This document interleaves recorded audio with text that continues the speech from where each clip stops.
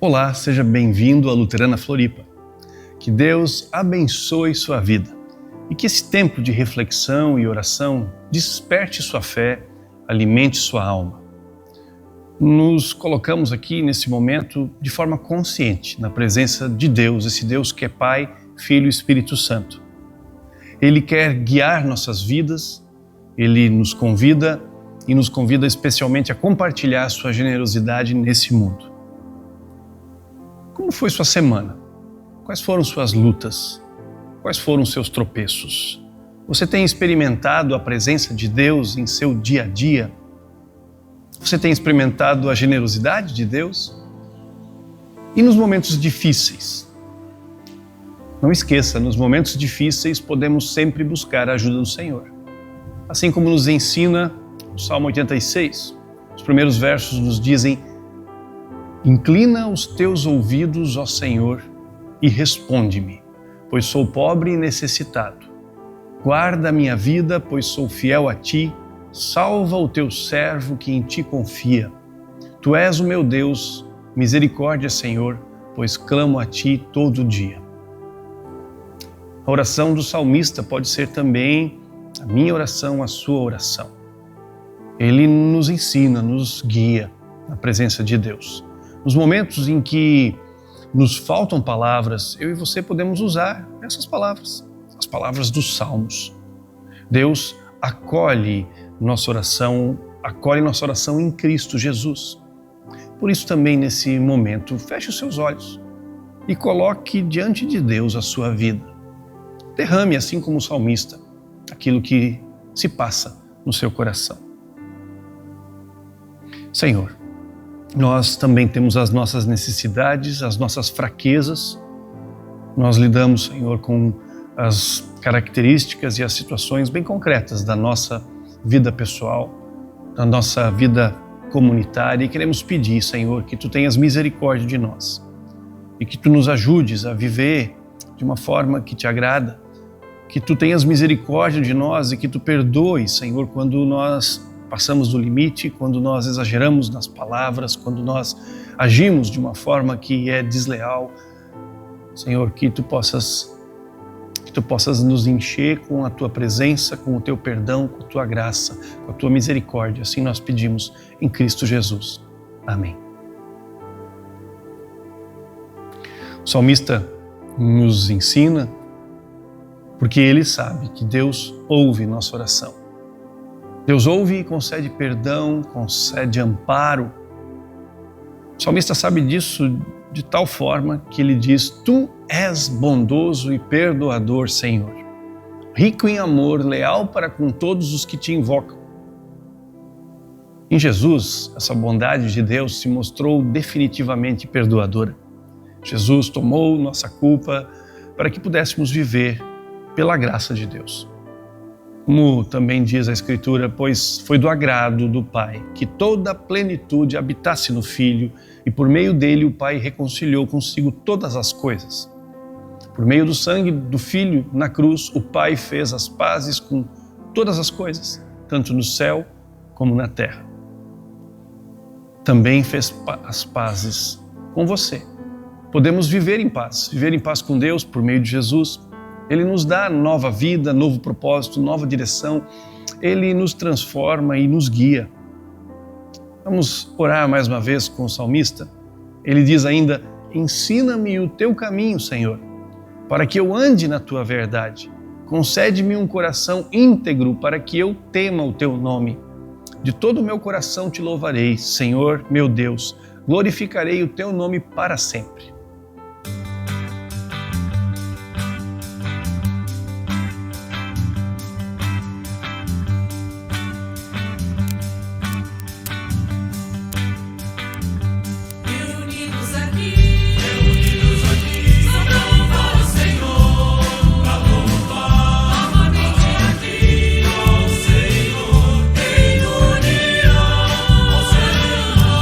Algo novo pode acontecer.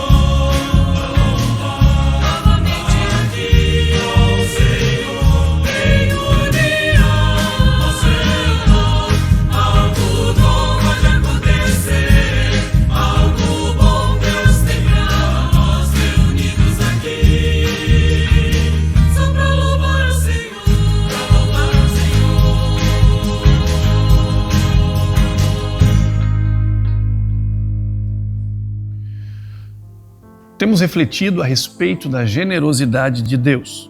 Nas últimas semanas, esse assunto vem sendo tratado de diferentes formas. Deus nos convida a compartilhar da sua generosidade, a viver a partir dessa generosidade e, a partir dessa bondade e dessa graça de Deus, derramar também as nossas vidas, abençoando pessoas à nossa volta. Algumas histórias contadas por Jesus nos ajudam a refletir sobre esse assunto, a refletir sobre a gestão dos nossos recursos, sejam eles no nosso tempo, nos nossos bens, nos nossos dons. A parábola dos talentos é uma delas, é um desses textos. Talento era, no tempo bíblico, uma medida de peso e também uma referência financeira, que equivalia a aproximadamente 35 quilos de prata. Era, portanto, uma quantidade considerável. Se comparada com o denário, que era outra medida, outra moeda da época, o denário representa um dia de trabalho assalariado, uma espécie de salário mínimo da época. Se nós fizermos essa comparação, nós vamos chegar a algo em torno de 20 anos de trabalho, talvez. Então, um talento era uma quantidade de recursos considerável. Jesus contou assim a parábola. O reino dos céus também pode ser ilustrado com a história de um homem que estava para fazer uma longa viagem. Ele reuniu seus servos e lhes confiou seu dinheiro, dividindo-o de forma proporcional à capacidade deles. Ao primeiro entregou 5 talentos, ao segundo 2 talentos e ao último 1 talento. Então foi viajar. O servo que recebeu 5 talentos começou a investir o dinheiro e ganhou outros 5. O servo que recebeu 2 talentos também se pôs a trabalhar e ganhou outros 2. Mas o servo que recebeu 1 talento cavou um buraco no chão e ali escondeu o dinheiro do seu senhor. Depois de muito tempo, o senhor voltou de viagem e os chamou para prestarem contas de como haviam usado o dinheiro. O servo ao qual ele havia confiado 5 talentos se apresentou com mais 5. Ó, Senhor, o Senhor me deu 5 talentos para investir e eu ganhei mais 5. O Senhor disse: muito bem, servo bom e fiel. Você foi fiel na administração dessa quantia pequena, agora eu lhe darei muitas outras responsabilidades. Venha celebrar comigo. O servo que havia recebido 2 talentos se aproximou e disse: o Senhor me deu 2 talentos para investir e eu ganhei mais 2. O Senhor disse: muito bem, meu servo bom e fiel, você foi fiel na administração dessa quantia pequena, agora lhe darei mais outras responsabilidades, venha celebrar comigo. Por último, o servo que havia recebido 1 talento veio e disse: eu sabia que o Senhor é um homem severo, que colhe onde não plantou e ajunta onde não semeou. Tive medo de perder o seu dinheiro, por isso o escondi na terra. Aqui ele está. O Senhor, porém, respondeu: servo mau e preguiçoso, se você sabia que eu colho onde não plantei e ajunto onde não semeei, por que não depositou o meu dinheiro? Pelo menos eu teria recebido os juros. E em seguida ordenou: tirem o dinheiro desse servo, deem aos que têm os 10 talentos. Pois ao que tem, mais lhe será dado e terá em grande quantia, mas do que não tem, mesmo o que não tem lhe será tirado. Agora lancem esse servo inútil para fora na escuridão, onde haverá choro e ranger de dentes. Essa é a história de Jesus. Jesus não está falando aqui especialmente a respeito de finanças. Não é esse o assunto da parábola. É uma parábola, é uma comparação. Ela diz respeito a tudo que recebemos de Deus, especialmente o Evangelho. Mas, na verdade, tudo é dele. A começar pelo fôlego de vida. Você existe, você nasceu, você está vivo, porque Deus assim permite. Mas também capacidades, tempo, disposição, dons, recursos, tudo é de Deus. Recebemos de Deus um grande tesouro. Esse tesouro é diferente para cada um de nós, como a parábola diz. Recebemos habilidades diferentes, temos histórias diferentes, oportunidades diferentes, mas somos todos igualmente responsáveis por aquilo que Deus nos confiou. Quando olhamos para o lado, quando olhamos para os outros, para aquilo que os outros receberam. Então nós somos tentados pela inveja e trilhamos um caminho de amargura. Não é esse o caminho. Nossa tarefa é olhar para aquilo que temos, para aquilo que o Senhor nos entregou, entender que somos responsáveis por isso, por aquilo que recebemos de fato. Os teólogos em geral usam a expressão mordomia para explicar essa nossa relação com as posses, os bens, o nosso tempo, nossos dons e talentos. Nós somos mordomos, não somos donos realmente. Tudo pertence a Deus e nós servimos a Deus a partir disso que recebemos. A parábola então nos questiona sobre a forma como vamos administrar os recursos que recebemos nestes breves anos de vida. Enterrar, esconder não é definitivamente o caminho. Enterrar e esconder é fruto do medo. O medo nos deixa acanhados, nós não queremos perder. Lutamos com nossas preocupações, com nossas inseguranças. Medo aqui não é sinônimo de preocupação ou de precaução.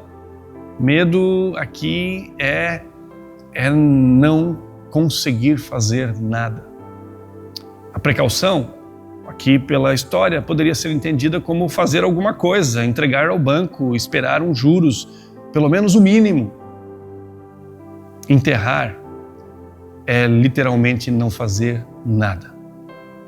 É preocupar-se somente consigo mesmo, com seus temores, com a reação do Senhor, é não querer sofrer. É melhor não mexer no que é do Senhor, no que é dele. Mas a história nos mostra justamente que o Senhor deseja, Ele tem a expectativa de que nós mexamos, administremos naquilo que é dele. Esse é o desejo de Deus. Por isso o Senhor da história exalta aqueles que investem, negociam e multiplicam seus recursos. Mas eles não administram em benefício próprio. Eles administram para o seu Senhor. Eu e você temos autoridade sobre nossos recursos.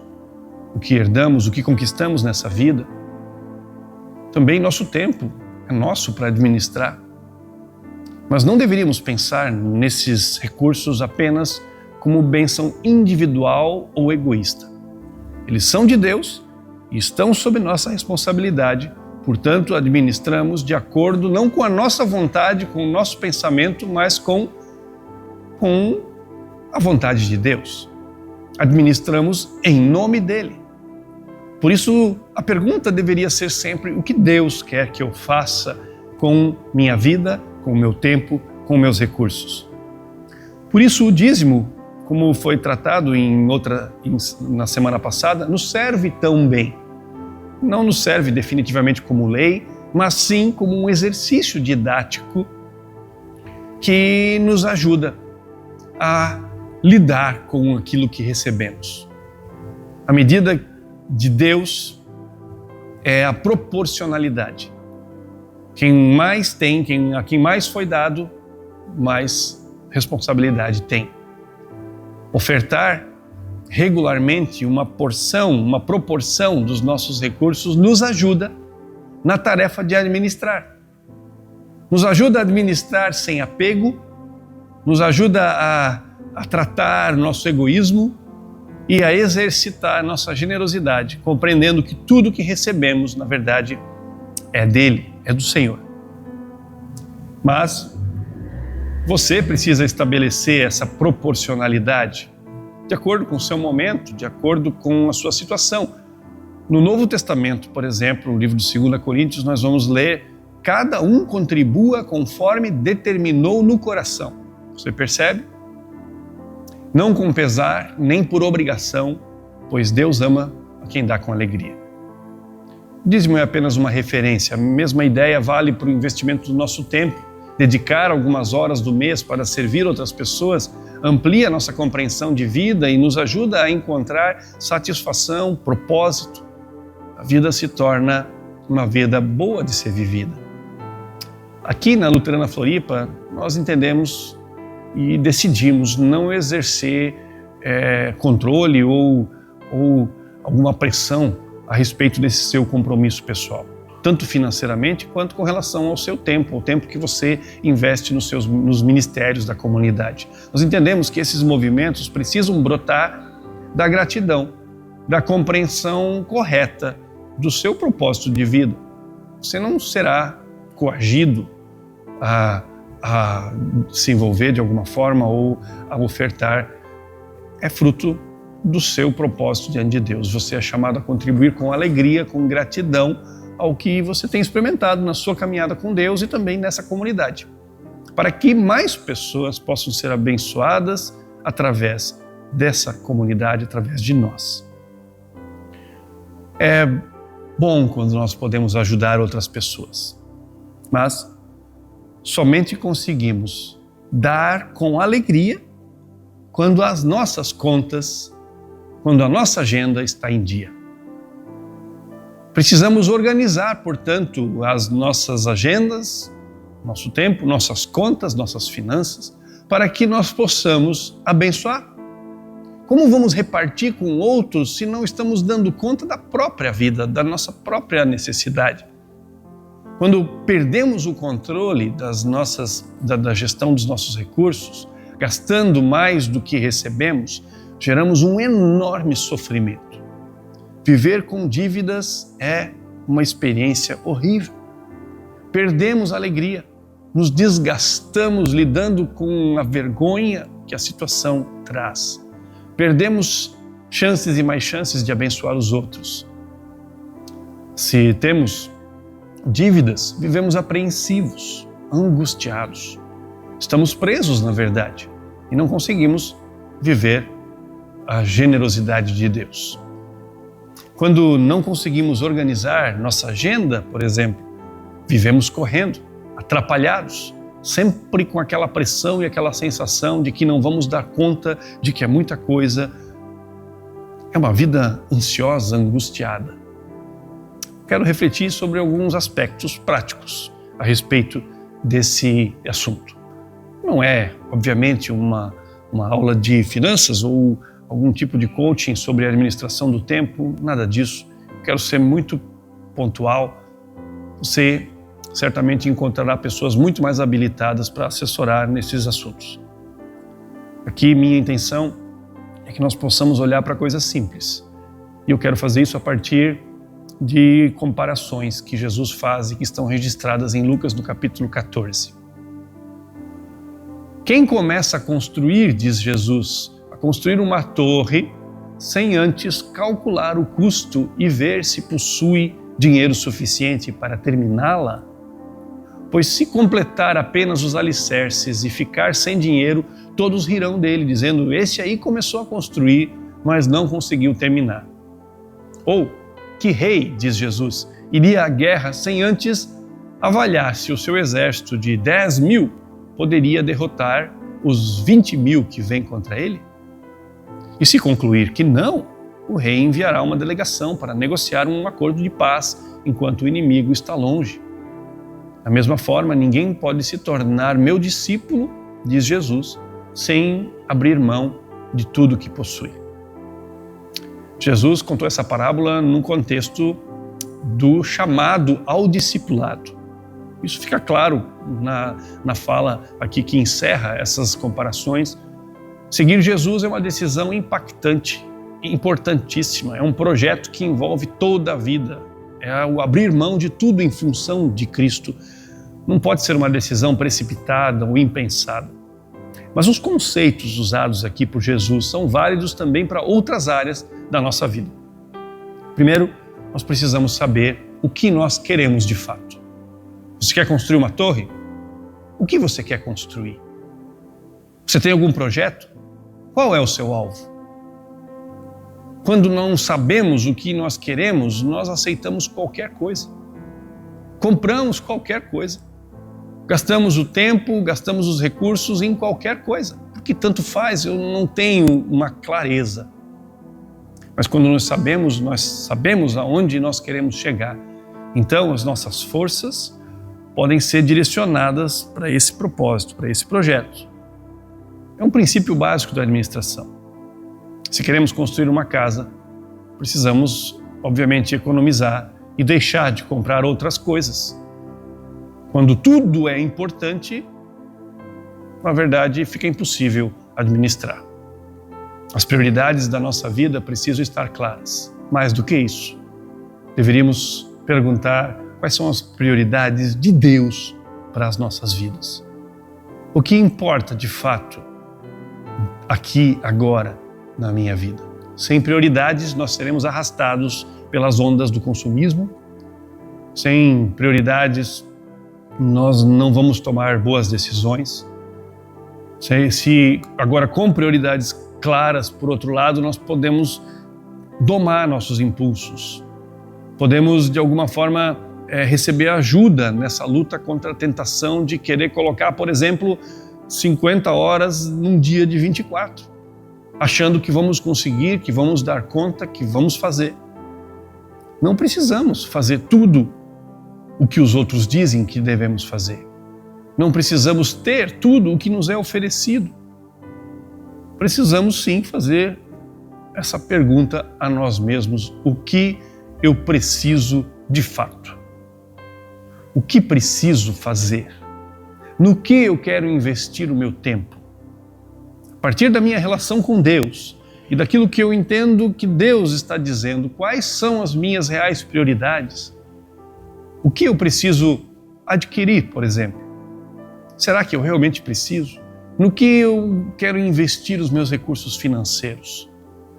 E aqui a generosidade precisa entrar no nosso planejamento.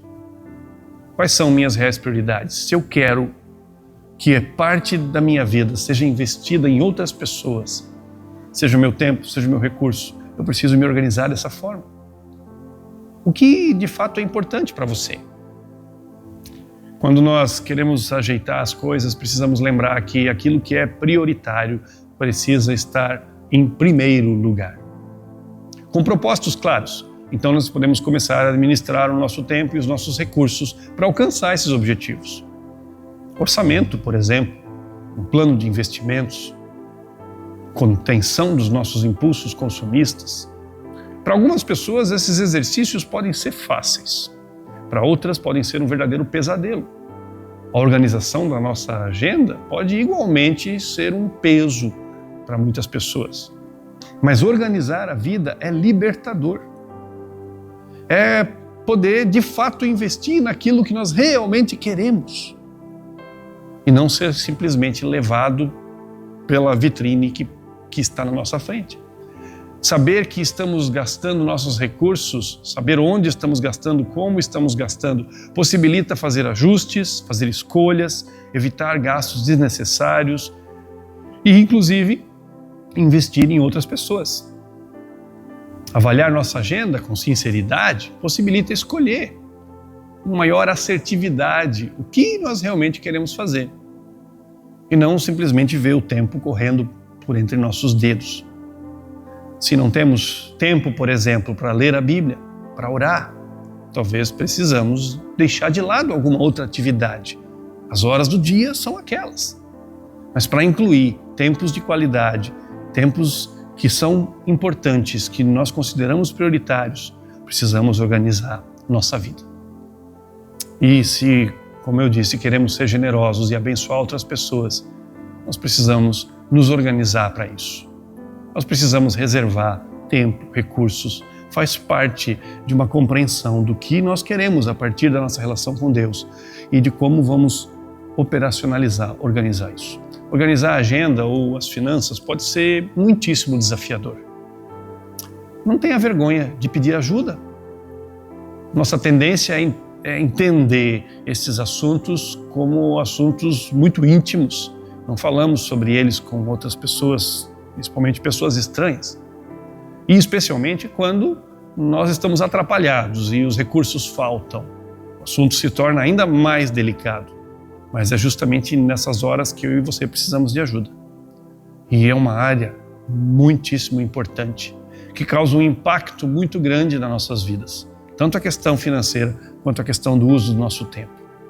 Por isso, você precisa olhar para esse assunto com zelo, você precisa olhar com atenção para a forma como você tem vivido e buscar se necessário, inclusive uma ajuda especializada. Nós buscamos ajuda para as questões físicas de forma tão fácil. Médicos, fisioterapeutas.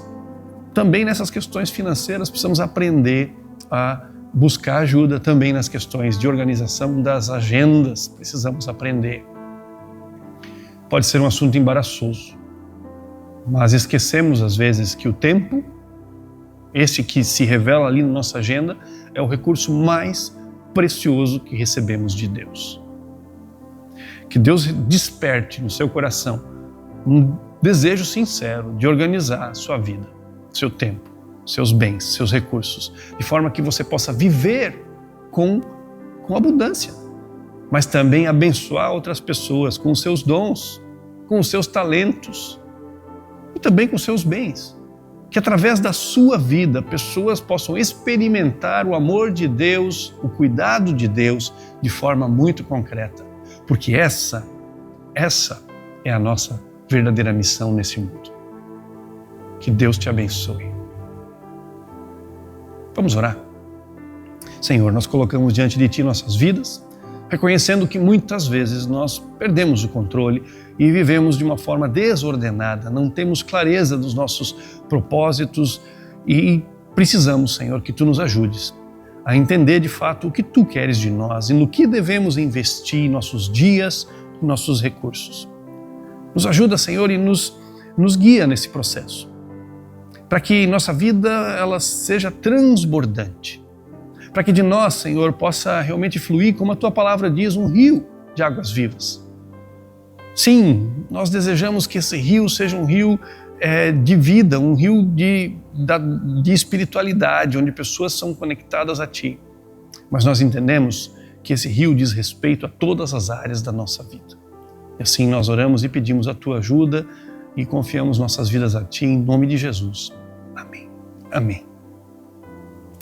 Nós queremos concluir esse nosso tempo com alguns breves avisos. Quero convidar você para o café da Oase, nosso grupo de senhoras, Ordem Auxiliadora. No dia 31 de maio estaremos reunidos com elas a partir das 15h30. Você pode adquirir aí o seu cartão para participar desse café muito especial, muito gostoso, muito famoso. Você é convidado. Faça contato por meio do nosso WhatsApp. Queremos também motivar você a exercitar a generosidade por meio dessa comunidade, investindo também dos seus recursos nos diferentes projetos dessa comunidade. Você faz isso organizando a sua vida financeira e dispondo uma parte do seu recurso de acordo com o seu momento, de acordo com o que você se dispõe no coração com Deus. E de uma forma sistemática e constante você pode assim nos ajudar a manter a estabilidade também dos diferentes projetos e ministérios da Luterana Floripa. Quero convidar você a fazer isso com alegria, a fazer isso percebendo aquilo que Deus tem feito aqui entre nós. Que Deus te abençoe, que Ele te guarde e que Ele te dê alegria. Em nome de Jesus. Amém.